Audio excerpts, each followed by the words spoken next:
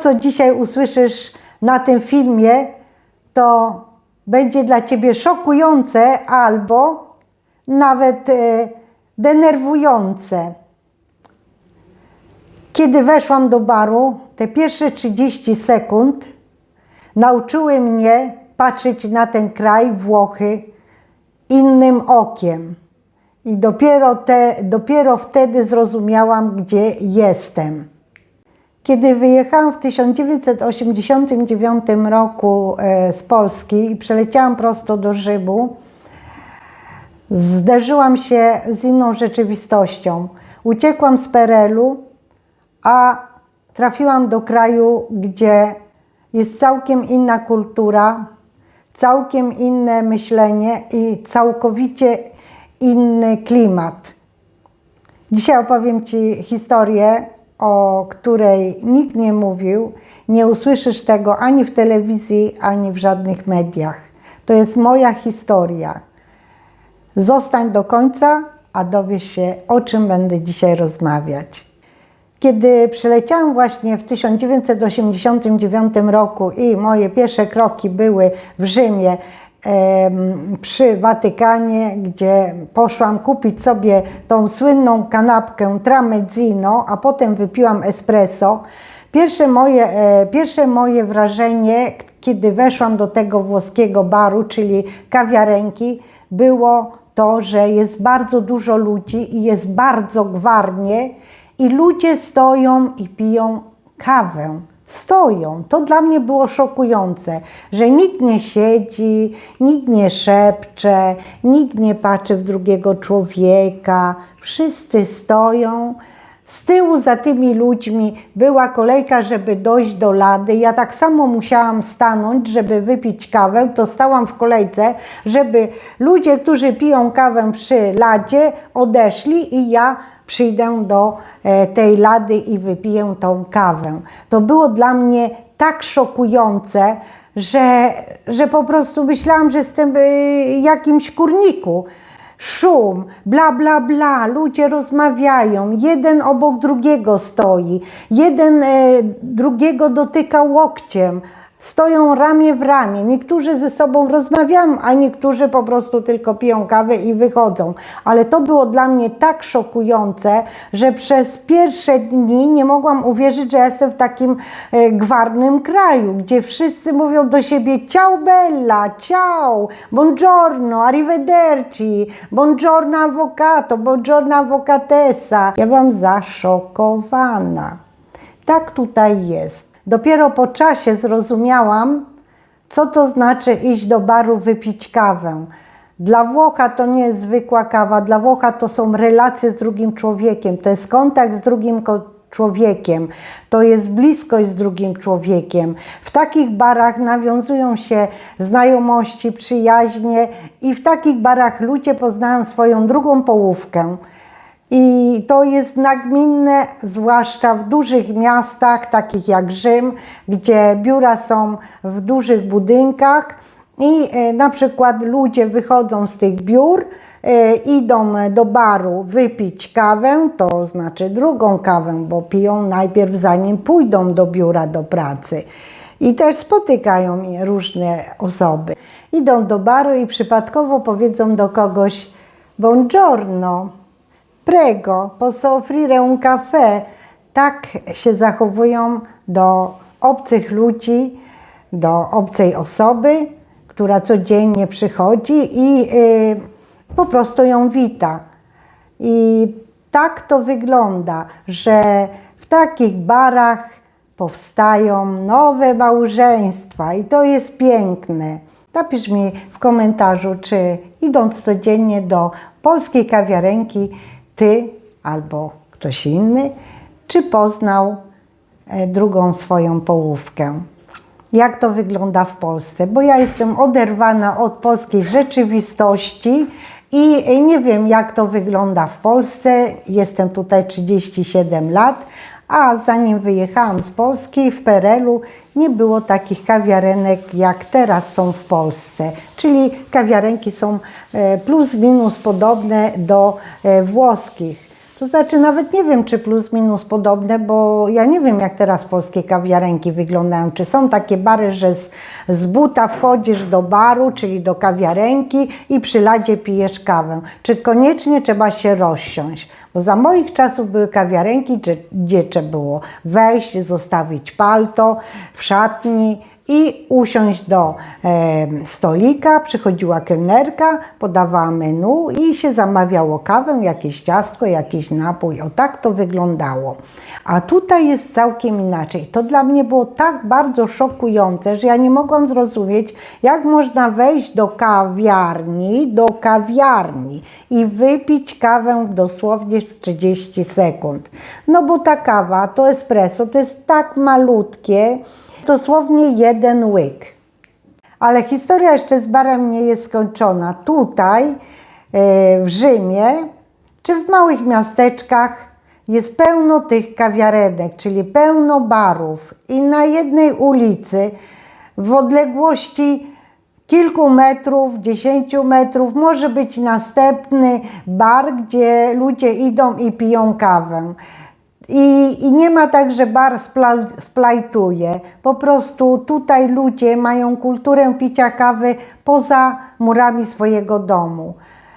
Dla nich wyjście z domu i przebywanie z innymi ludźmi w takim chaosie to jest coś pięknego, ale przebywanie w miejscu, gdzie jest cisza i spokój, to jest jakby kara. I oni mówią na taki spokój, to mówią śmiertelny spokój, un mortorio. Ja na początku nie wiedziałam, co oni tak mówią, ale później jak sobie sprowadziłam słownik włosko-polski do Włoch, to wtedy szukałam tych nowych słów i patrzyłam, co oni takiego mówią i chciałam ich bardziej zrozumieć. Także dla Włocha chaos, szum, przekrzykiwanie się, to jest coś normalnego.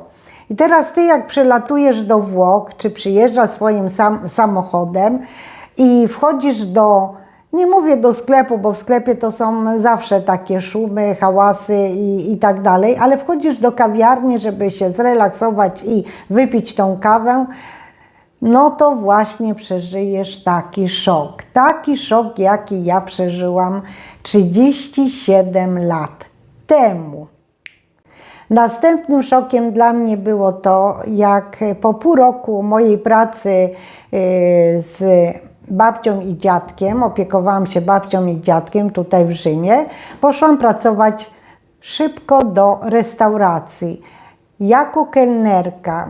I dla mnie było szokujące, jaki był szum w restauracji. Ja miałam wrażenie, że jestem w jakiejś szkole.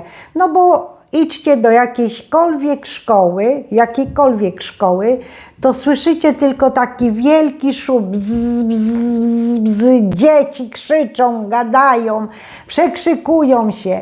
I to samo jest we włoskiej restauracji. Ja jak weszłam, to ja nie mogłam uwierzyć, że to jest restauracja. U nas w restauracji jak wygląda? Wchodzisz do restauracji, pytasz się kelnerki, czy jest stolik. Ja pamiętam jeszcze za czasów komunistycznych, że były takie gospody, czy były restauracje i się szło, elegancja, Francja, cichuteńko, każdy brał menu, wybierał co chciał. I jadł, i była cisza. I teraz tak samo jest, że wchodzisz do restauracji, jest cisza, kelner ci pokaże. Ale we włoskiej restauracji nie macie pojęcia. Krzyki, witają się, całują się. A już o całowaniu to już wam powiem następnym razem, opowiem, co mnie tu zaszokowało w ich zachowaniu, takich relacjach bliskości. Jednym słowem byłam bardzo zaszokowana. Przekrzykują się. Następną rzeczą, która mnie bardzo zaszokowała tutaj, jak pracowałam jako kelnerka w restauracji, że kiedy donosiłam te makarony do tych ludzi, co siedzieli przy stoliku dla klientów, no to taką zauważyłam rzecz, że jak przychodził talerz z makaronem, jak przynosiłam ten talerz z makaronem danej osobie, to ta osoba nie czekała, aż wszyscy dostaną makarony, no bo Włosi jak idą do restauracji, to każdy bierze inny makaron, więc kucharz nie mógł się wyrobić, żeby wszystko naraz zrobić, bo musi mieć kilka patelni. No więc ja donosiłam w odstępie minuty czy dwóch, ale Włoch jak dostaje makaron, to od razu rzuca się na ten makaron i go szybko je. No normalnie go je, a jak obsługiwałam grupy turystów z Niemiec, z Anglii, z Francji, z jakiejkolwiek zakątka świata, nie spotkałam nigdy w życiu żadnej osoby poza krajem Włoch, żeby rzucił się na makaron tak jak Włoch. No mówię wam z ręką na sercu. Ja po prostu byłam zaszokowana. Inni czekają, aż przyjdzie ostatni talerz dla członka grupy i wszyscy mają jedzenie na talerzach i wszyscy jedzą. I tak to wygląda. Natomiast Włoch nie. Włoch je, gada, pije, śmieje się. Dla niego spotkanie z drugim człowiekiem to jest radość, to jest coś pięknego. Tacy są Włosi, hałaśliwi. Ja na początku nie mogłam się przyzwyczaić do ich zachowania i to był dla mnie taki szok kulturowy, gdzie stopniowo zaczęłam poznawać ich kulturę. Chciałam jeszcze wam opowiedzieć taką historię z mojej pracy, jak pracowałam w restauracji jako kelnerka, że kiedy przyszła grupa Polaków, zmarznięci, jak dziś pamiętam, to była jesień, padał deszcz. Polacy, którzy weszli do restauracji, była godzina 20, wszyscy poprosili o gorącą herbatę. To jest polskie zachowanie, normalne, bo my pijemy coś gorącego, żeby się rozgrzać. Biedni turyści chodzili cały dzień i mieli prawo wypić tą gorącą herbatę. Tyle, że w naszej restauracji było tylko kilka imbryków i dobrze, że właściciel restauracji miał obok drugą restaurację w odległości 20 metrów i po prostu jeden z kucharzy pobiegł do tamtej restauracji i przyniósł pozostałe imbryki do parzenia herbaty. A mój właściciel, świętej pamięci Settimio, mówi, no jak to możliwe, że zamawiają pizzę, a biorą herbatę?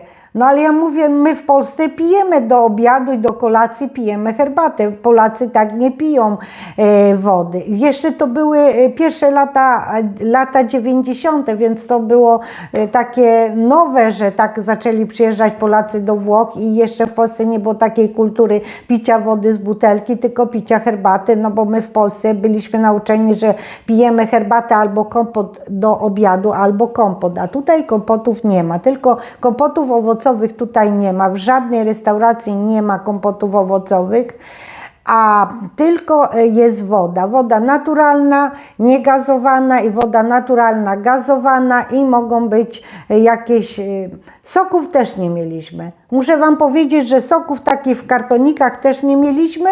Jeżeli ktoś chciał sok, to mogliśmy wycisnąć sok świeży ze świeżych pomarańczy lub tych grejpfrutów, ale tak, żeby był taki sok, to nie. No więc to było szokujące dla właściciela, że tyle herbat musiałam naraz zrobić i dać moim ziomkom z Polski, ale ja ich rozumiałam. Natomiast Włoch nie mógł zrozumieć tej polskiej kultury.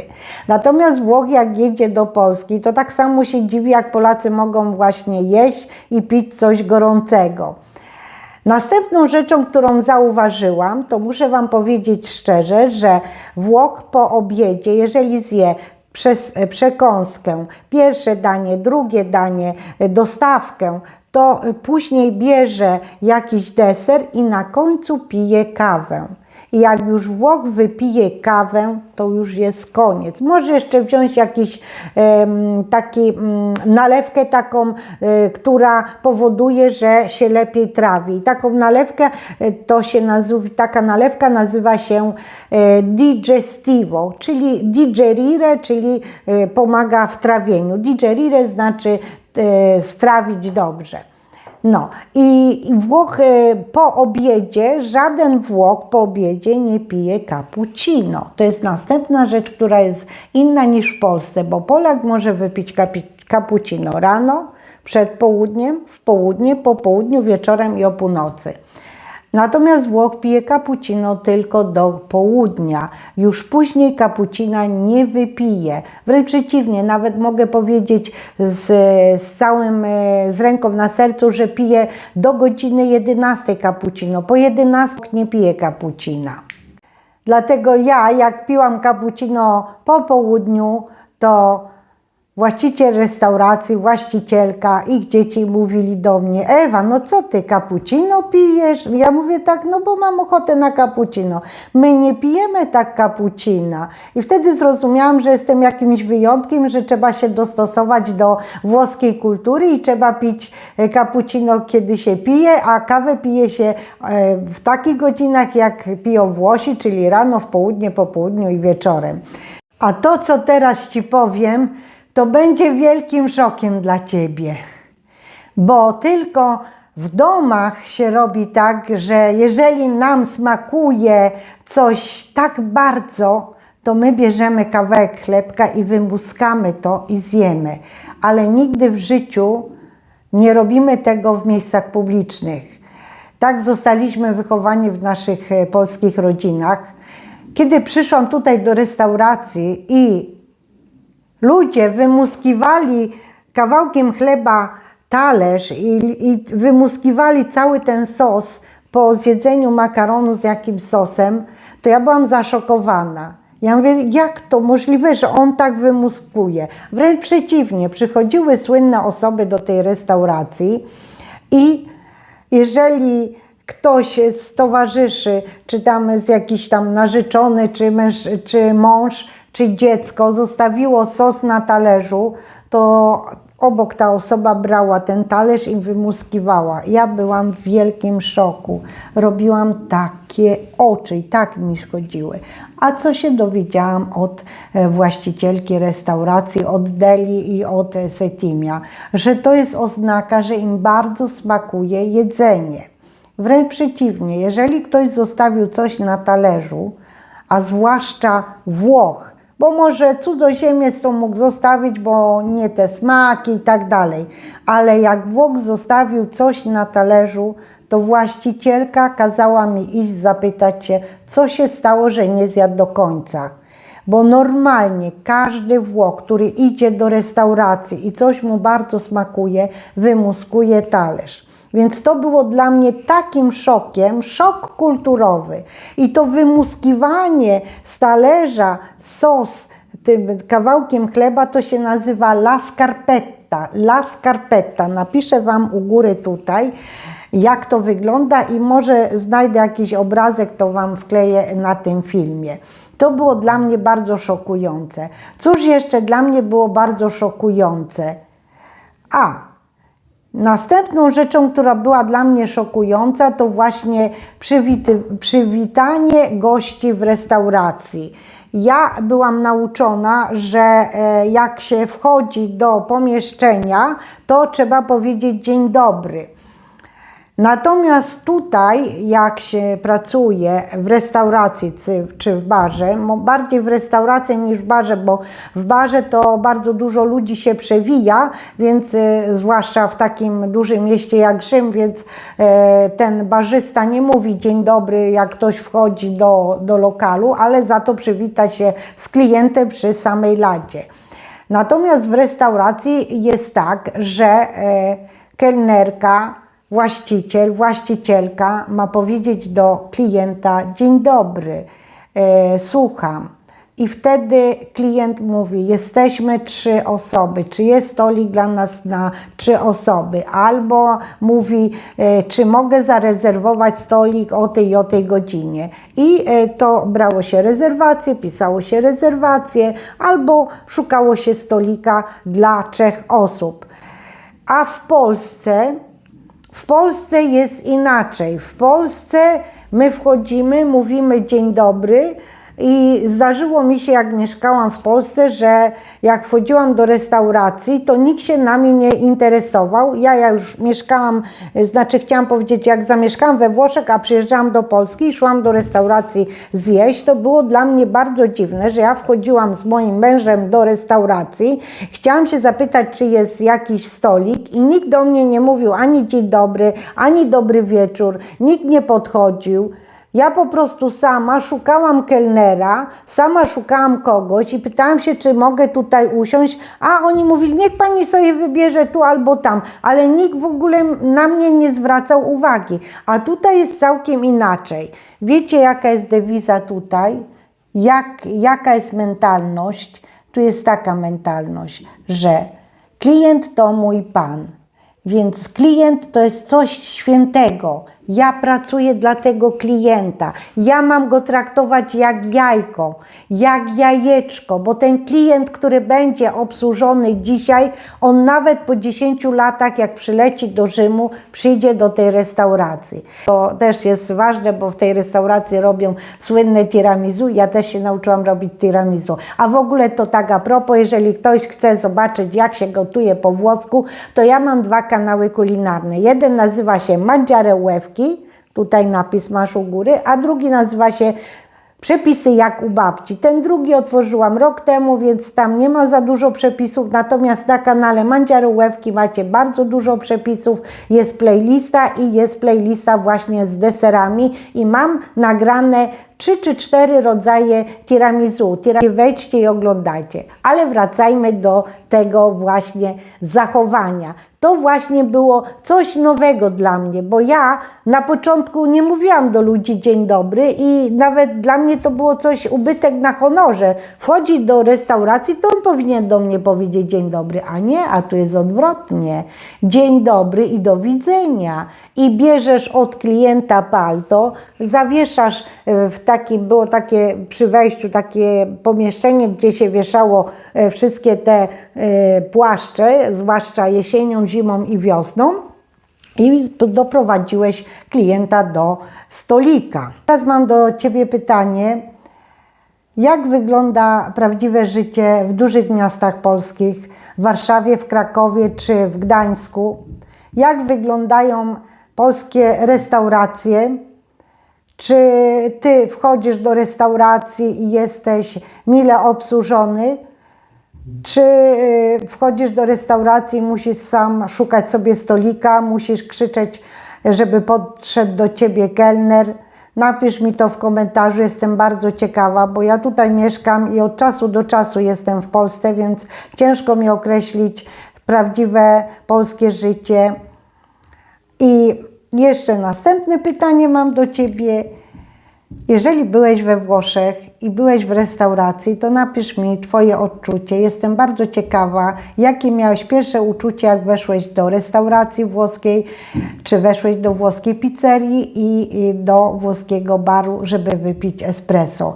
Piszcie te komentarze tutaj na dole. Ja czytam wszystkie Wasze komentarze,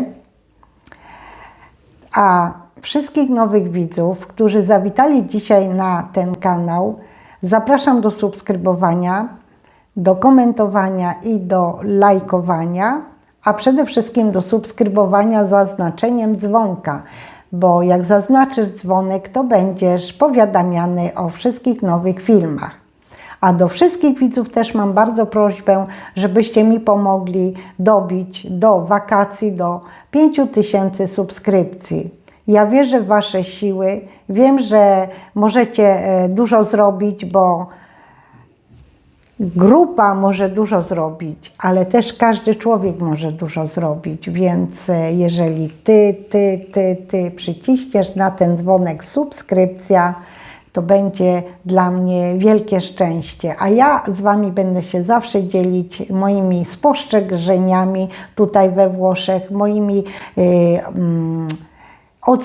moimi, można powiedzieć, historiami, co mnie tu uderzyło, co jest innego w Polsce, na co możecie napotkać tutaj we Włoszech. Ja tutaj mieszkam od 37 lat, ja tutaj skończyłam studia, codziennie gotuję po włosku dla męża Włocha, ja po prostu kocham Włochy. zadawajcie pytania mi też w komentarzu. Dziękuję Wam bardzo za obejrzenie tego filmu. Dziękuję za podbicie tego filmu. To jest wszystko ważne dla algorytmu YouTube'a, żeby mój film poszedł w świat. I życzę Wam wszystkiego dobrego i widzimy się na następnym filmie. Ciao, ciao, ciao!